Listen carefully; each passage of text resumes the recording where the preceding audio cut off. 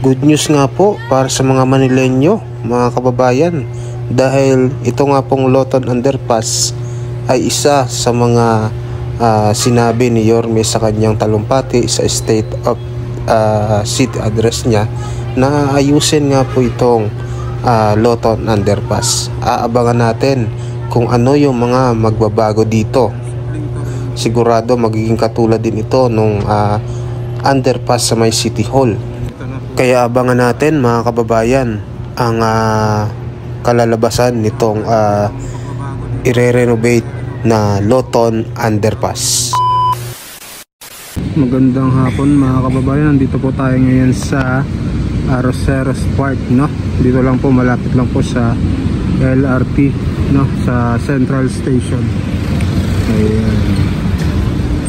So ito pala yung Arroceros Park, no? Na isa rin sa pinaganda ni Mayor Isko.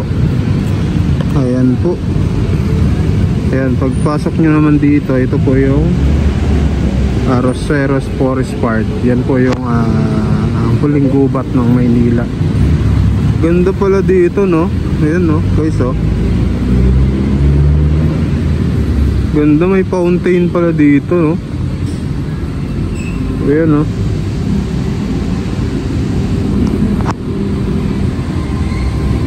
Ganda. Ayan, may logo pa ng I Love Arroceros. O ganda.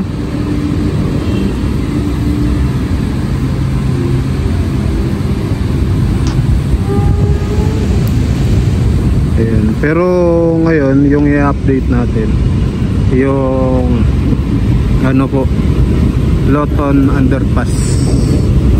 So diretso tayo guys. Tara, punta tayo ng Loton Underpass kasi binanggit sa ano ni Yorme sa kanya, hindi po boss, binanggit niya sa kanyang talumpati na sa kanyang kauna-unang state of the city address na itong Loton Underpass ay i-renovate din katulad nung sa City Hall na underpass. Pagagandahin din. Siyempre magkakaroon din yan ng mga ano naman, makasaysayang mga nakabigit sa gilid, no? Katulad nung ano, nung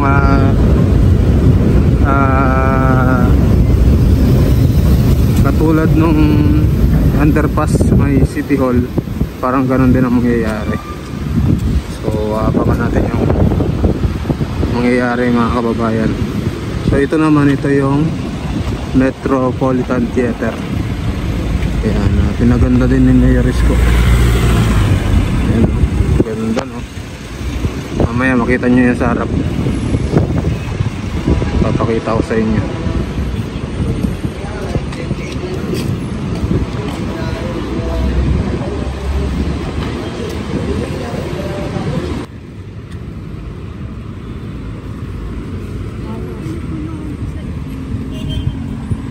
Guys, nandito na tayo sa Loton Underpass. Itong way na to, ito papunta itong Quiapo, tapos Pasig.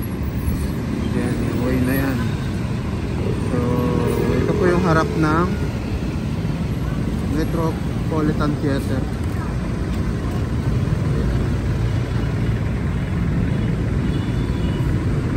So ngayon dito tayo papasok sa may Loton Underpass.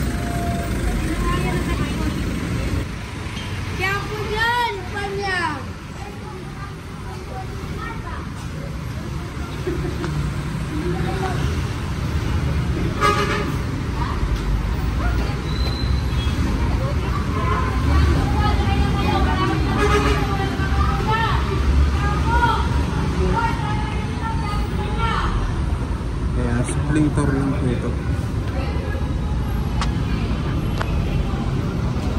Ito na po mga kababayan. So abangan nyo yung pagbabago dito dahil re-renovate din itong Loton Underpass. So ito naman po yung papuntang Santa Cruz. Ayan po.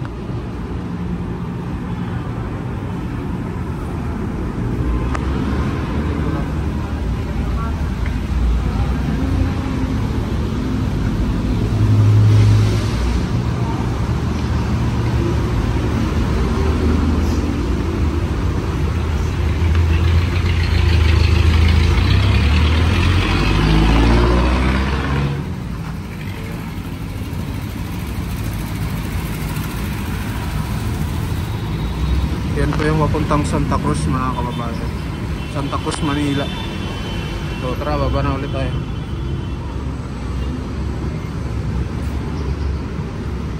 So madalian lang ito guys, no? Para makita nyo rin yung Loton Underpass.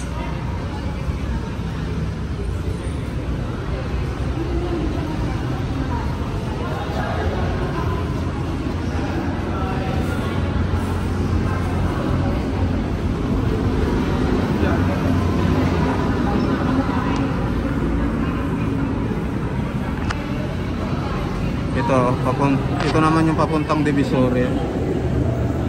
Ayan. Ito, nandito naman guys yung park, yung kapihan, yung maliit lang na kapihan dito. Tsaka yung pinagawa din ni Yorme na park dito. Papuntang ayan, may fountain din dito. Yan yung pinagawa ni Yorme na magandang park dyan na may kapihan, no? So makikita natin sa sunod, mapapaganda na rin tong lugar na ito. So tara.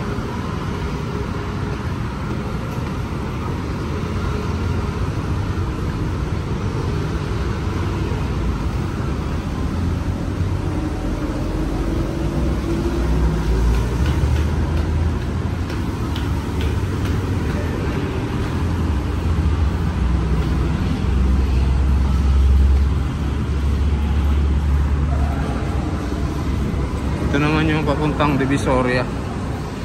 Ayan. Silipin natin guys. Para makita nyo pagka napadaan kayo dito, alam nyo yung mga sasakyan nyo, no? Yung mga jeep.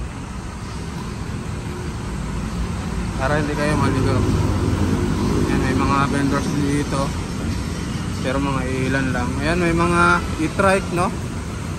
Habang sila may mga bus.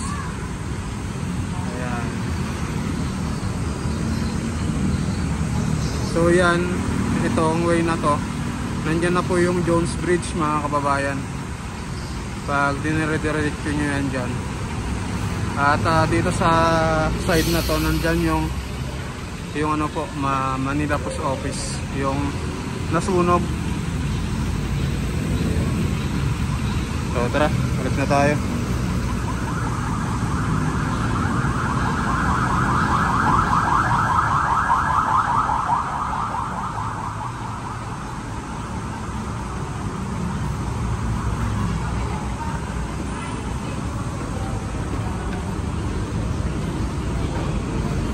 Mahaba po ito guys.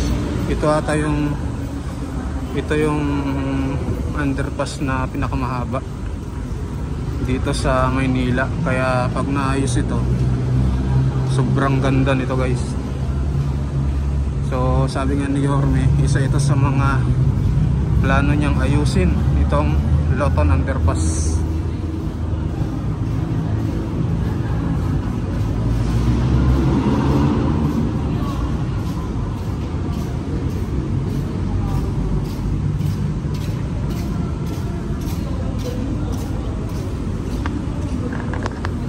Kasi ito guys, magiging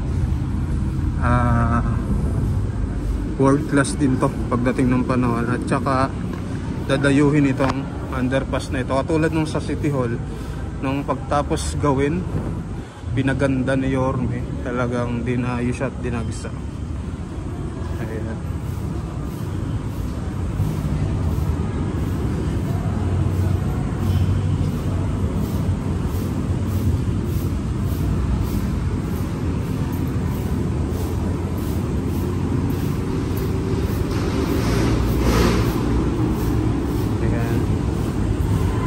Dito medyo ano, no, medyo basa dito.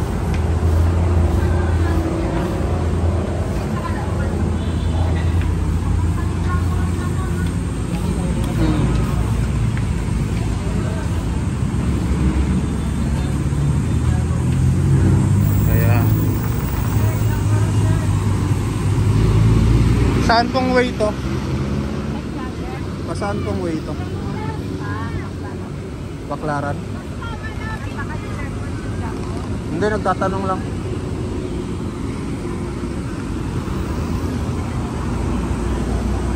Jones Bridge. Ayan. So ito guys, itong way na to, ano na po yan, Pabinondo, no? Tapos yung pakaliwa, papunta na po yan ng Intramuros. Ayan. So marami pong naglalakad dito ng mga Manileño, no? Mga kababayan natin na nakatira dito, mga nag-aaral, nagtatrabaho. Ayan. Tapos mapapansin nyo rin yung Maynila ngayon, talagang napakaganda, no? Unti-unti nang naayos ni Yorme yung Maynila. Ayan. So yun lang guys, maraming salamat sa inyong panonood ng tour natin dito sa Loton Underpass. Abangan nyo po yung pagbabago, no? Yung renovation ng Loton Underpass dito sa sa gagawin nga pong renovation ni Yorme sa Loton Underpass. So napakaganda nito at aabangan ng marami ito mga kababayan. So yun lamang po, maraming salamat po sa inyo lahat. Bye bye.